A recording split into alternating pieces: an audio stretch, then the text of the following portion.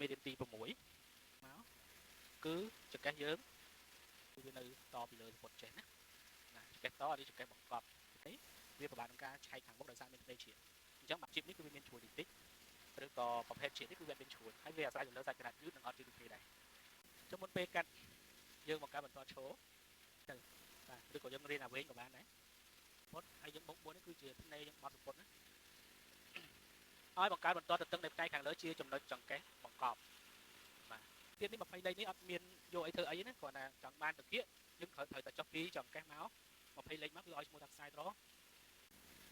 មកមើលថាចំណុចដែលយើងយកបានវាគឺជាខ្សែត្រគៀកដែលបានមកពីចង្កេះរីឯសម្រុងយើងគិតពីលើមកដដែលបាទគឺយើងវាស់ឲ្យចំចំណុចលេខ0យើងនឹងមក50បូកនឹង49បានបាទគេនឹងអស់ទេឧបកិច្ចថានឹងគឺ94លេខឬមួយ2លេខកន្លះនេះបង្កើតតែបន្តឈោមសិនជាជាតិនេះយើងត្រូវចេញទៅ10ហើយតោះណាយើងមើលនៅក្នុងសភៅយើងមានខាងក្នុង14ខាងក្រៅ16ណាអញ្ចឹងខាងក្នុងនេះយើងចុះមក10 14 9លេខបាទនេះ9អានេះ8ណាហើយខាងលើយើងស្មើគ្នាអានេះហៅថាជាលេខ14នេះហៅថាជាលេខ16នៅពេលដែលតាគៀកធំខ្លាំងចង្កេះតូចកន្លែងនេះមានការប្រែប្រួលមកខាងមួយលេខកន្លះនេះមកខាងមួយលេខតែបើតាគៀកតូចទេយកមកខាងមួយលេខបានហើយបើយកធំពេកទៅគឺវាអត់មានរាងស្អាតទេតែបើសិនជាតាគៀកធំយើងអាចយកជីប14នេះគឺមកខាងមួយលេខកន្លះវាមានការប្រែប្រួលអញ្ចឹងគណៈពេលនេះយើងធ្វើតែមកខាងមួយលេខបានហើយណាអានេះយើងមានការចូលមួយលេខដែរ5លេខឬក៏20លេខអីទៅតាមយើងស្រឡាញ់ណា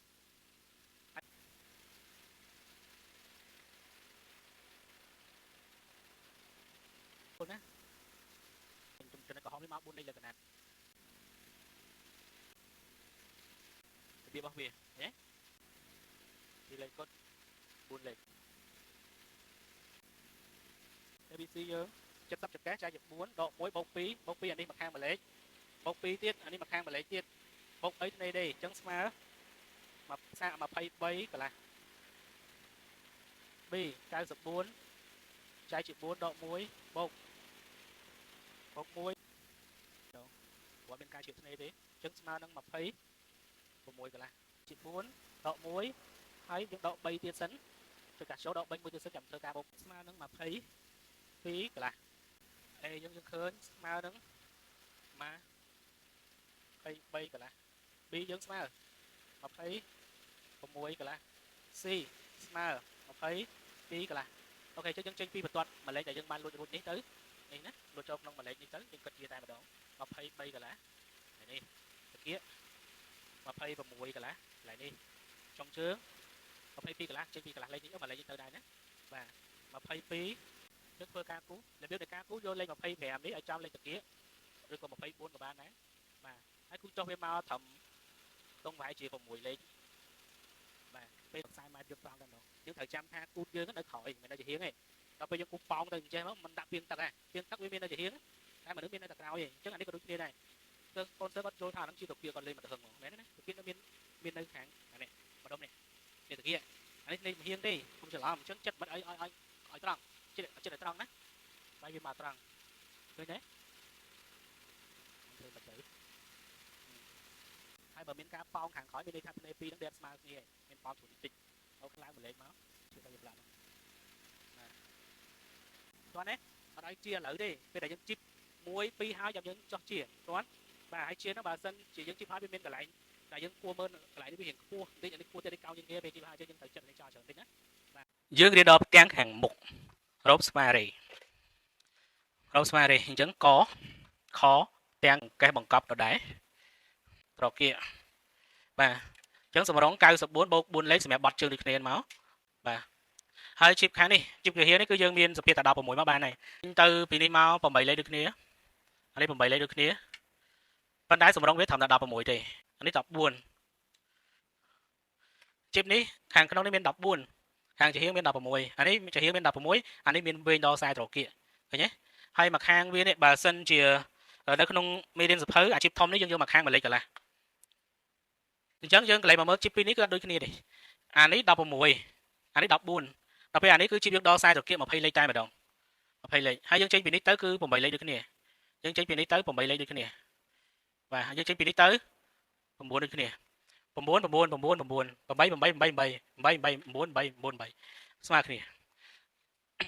A 70ចែកជា4បូក1បូក3បូក2បូក3ស្មើជា4បូក1បូក4ស្មើ28កន្លះ C បូក1ដកបូក3ដក3រួម A យើងស្មើនឹង25កន្លះ B ស្មើ28កន្លះ C ស្មើ24កន្លះអានេះយើងចេញទៅ9លេខយើងចេញទៅ8លេខដូចគ្នាលើក្រោមណាយើងចេញពីនេះទៅ8លេខស្មើនឹង25កន្លះស្មើនឹង28កន្លះចុងជើងស្មើនឹង24កន្លះធ្វើការគូត្រកគូវាចុះមកបែរជាខ្ទង់6លេខនៅសល់ប្រហែលគូត្រង់ណាសល់ប្រហែលគូត្រង់អូខេនេះគឺរូបរាងហើយសង់ត្រីយើងលួចតាមធម្មតារបស់វាតែពេលយើងដេរហើយយើងលួចណាសង់ត្រីវានេះសង់ត្រីកោនេះពេលដេរហើយពេលដេរជីបហើយចាំលួចអាហ្នឹងបាទនេះគឺជាផ្ទាំងខាងមុខចកេះបង្កប់អត់ជាធ្នេហើយបើយើងចង់ជាធ្នេតិចយើងរៀនជាធ្នេ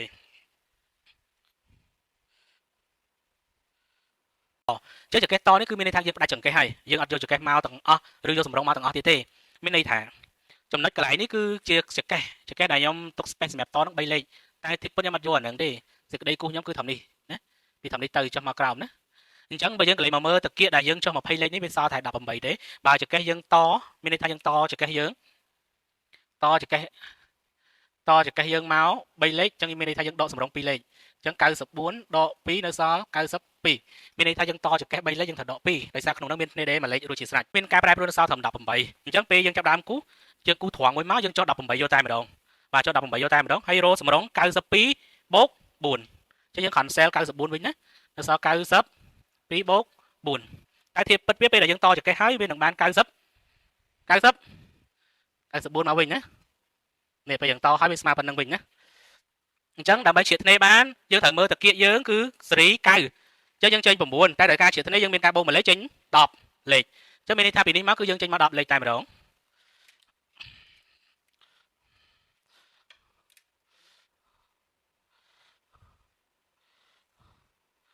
ចេញទឹក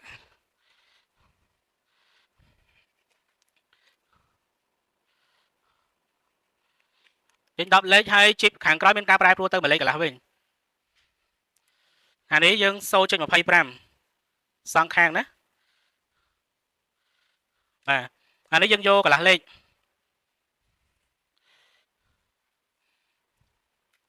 ្នុងសភៅយើងអត់មានទាំងខាងក្រោយទេអញ្ចឹងយើងមើលតិចណាអត់មានទាំងខាងក្រោយជ្រៀតធ្នេទេមានខាងមុខអានេះមកខាងកន្លះលេខណា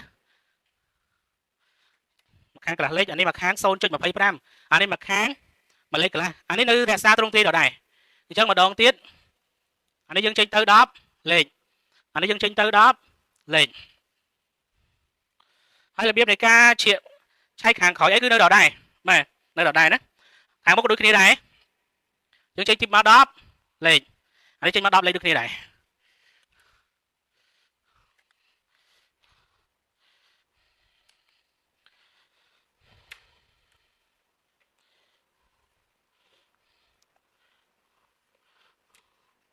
អានេះយើងអាចលួចរហូតដល់12លេខក៏បានដែរខាងមុខ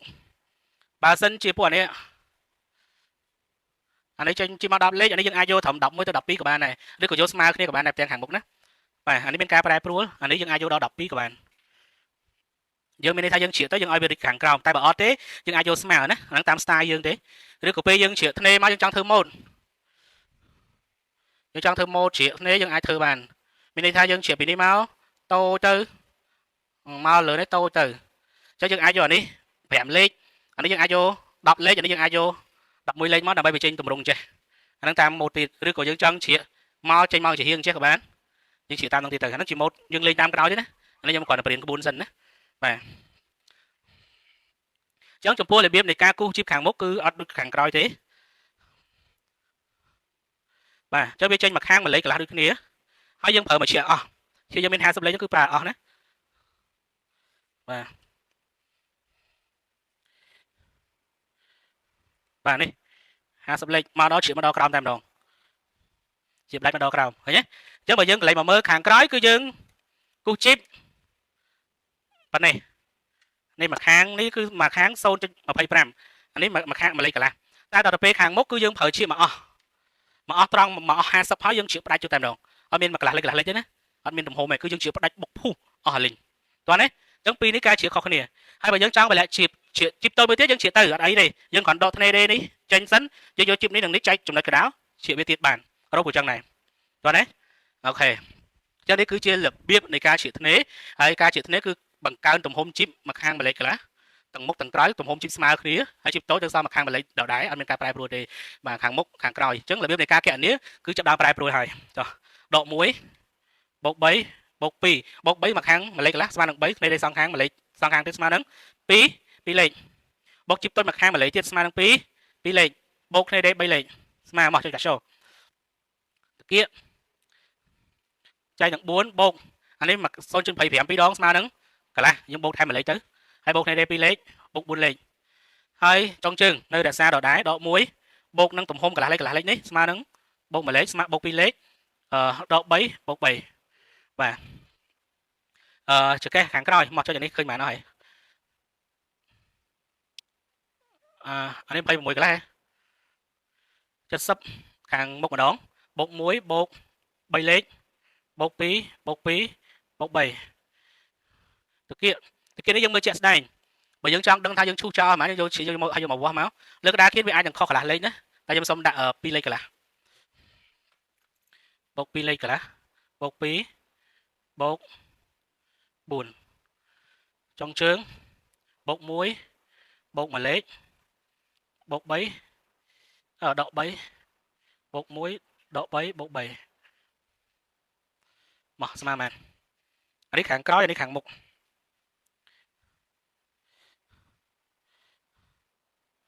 ក្រោយអានេះមុខអានេះស្មើមែន B 29កន្លះមកចុងជើងមកសុំលើតិចតែហើយបើយើងការកណនារបស់យើងនៃការឈៀបថ្នេរវាមានការកណនាច្រើនជាងមុនបន្តិចឧទាហរណ៍ថាផ្ទាំងខាងក្រោយ70អញ្ចឹង70នេះគឺយើងចែកនឹង4ដក1យើងបូក3នេះគឺដោយសារតែមួយខាង1លេខកន្លះវាស្មើនឹង3ហើយយើងបូក2លេខនេះគឺដោយសារតែយើងឈៀបថ្នេរសងខាងមួយខាង1លេខបាទអញ្ចឹងរាល់ការដែលយើងកំពុងតែបូកច្រើននេះគឺវាអាស្រ័យទៅលើទំហំបែបហ្នឹងឧទាហរណ៍ថា B ខ្សែតាគៀកយើងនេះគឺមានការដក1បូក1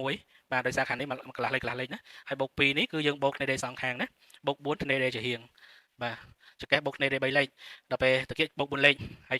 ជើងក្រោមបូក3លេខហើយបើយើងចង់បូកធំជាងហ្នឹងក៏បូកទៅហើយរាល់ការជ្រៀកថ្នេរទំហំជីបតូចធំអីគឺអាស្រ័យទៅលើមនុស្សជាក់ស្ដែងរៀងខ្លះយើងអាចយកធំយកតូចមានការប្រែប្រួលតែគ្រាន់តែវាប្រែប្រួលមិនក្រោមពី1លេខកន្លះទេបាទជ្រៀកថ្នេរគឺចាប់ពី1លេខកន្លះទៅ2លេខណាហើយបើអត់ជ្រៀកថ្នេរទេគឺខាងមុខនៅរក្សា1លេខកន្លះដដែលហើយខាងក្រោយនៅរក្សាមួយខាង1លេខដដែលតែបើវាជ្រៀកថ្នេរវាអាចនឹងមានការប្រែប្រួលពី1លេខកន្លះទៅដល់2លេខណាតាមមាឌធំចកេះទូចតាគៀកធំបើតាគៀកធំយើងអាចយកមកខាង2លេខបើតាគៀកទូចយើងអាចយកមកខាង1លេខកន្លះបាទនេះគឺជាការជ្រៀកថ្នេរហើយនឹងចកេះតហើយការជ្រៀកថ្នេរនេះក៏យើងអាចធ្វើចកេះបង្កប់បានដែរបាទអរគុណអញ្ចឹងមានន័យថាសន្មតតែចប់ហើយ